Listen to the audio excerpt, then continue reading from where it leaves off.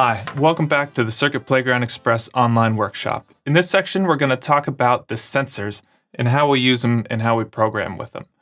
So there's a few sensors that we're going to focus on in this section, and it's going to be the thermometer, our capacitive touch-sensitive pads and our buttons, our microphone, our light sensor, and our accelerometer. Now, there is also an infrared transmitter and receiver on the Circuit Playground Express, but we'll go over that in a later section. So right now I have a sketch running where we're taking live data from the thermometer and displaying it on a graph on the wheel of lights. So it's about 25 degrees in here. So the graph ends at about that relative position, with 40 being all lights lit up and 0 being no lights lit up. So which brings me to my first point. There's two types of data that we can use within MakeCode. There's what we call events, and there's live data. So if we take a look at MakeCode, I've got two examples of temperature using an event on the right and live data on the left.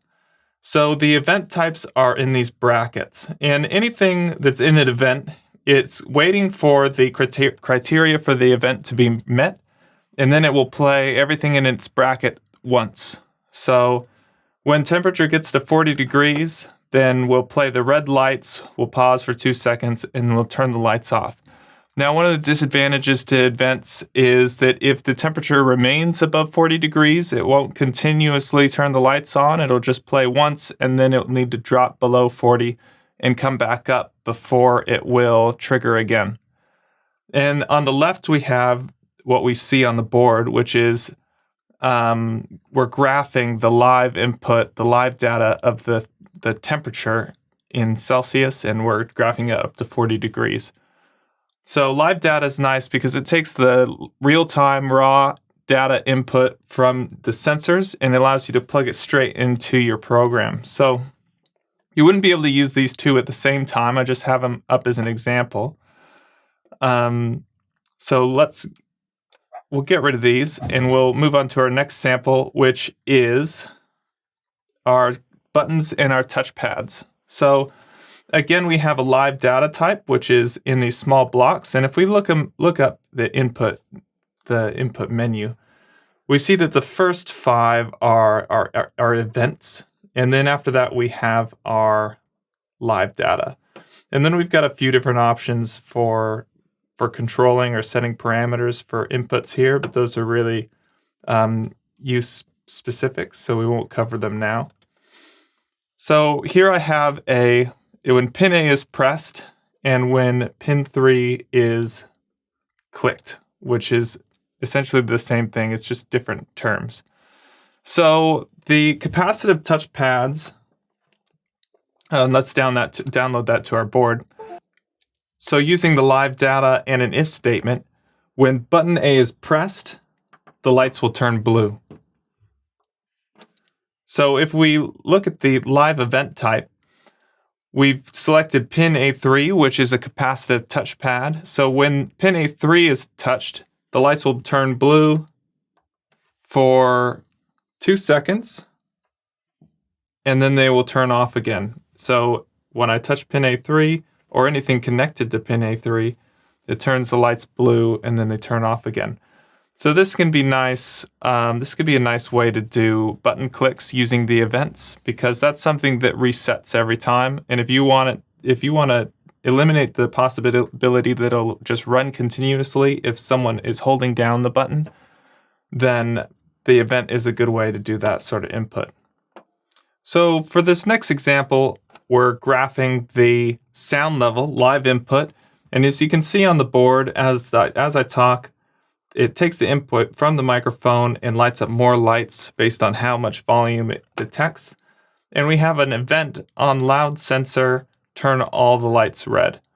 So if we're to get rid of this graph loud sound and just leave our event, then whenever there's a loud sound detected, it'll turn the lights on and then turn it off.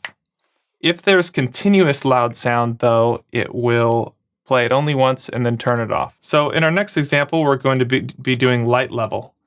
So again, we're just going to graph it So the light level is fluctuating around the, let's say, 75 out of 100 mark. If we cover it up, then more lights up or less lights up, but it tries to start our animation.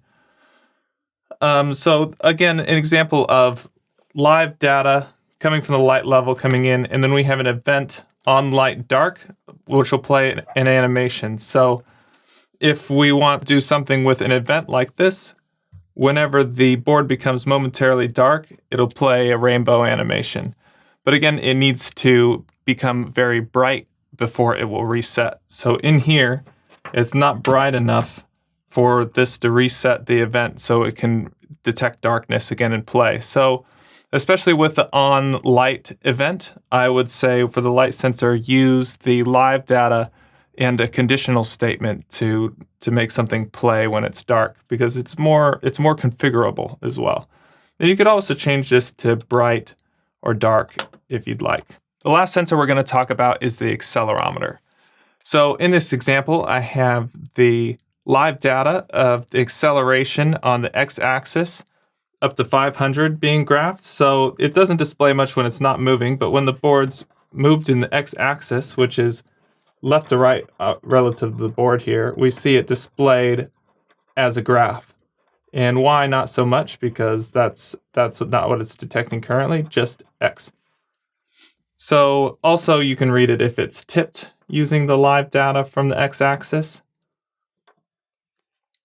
And if we're to get rid of our graph and leave just our shake event, then whenever the board's shaken, then it'll play an animation. So it's able to recognize a shake or quite a few different events, such as tilt up, tilt down, free fall, or 3, 6, or 8 Gs. So that's when it's accelerating up to 8 gravities, which you'd have to be swinging it around at the end of a string or something. So free fall could be a good one if it would detect when it's dropped, so when it's not detecting any gravity. So there's a lot of different options within the event type for accelerometers. But again, you can create all those same conditions using the live data and some conditional statements. But depending on your program, this might work out a little easier for you.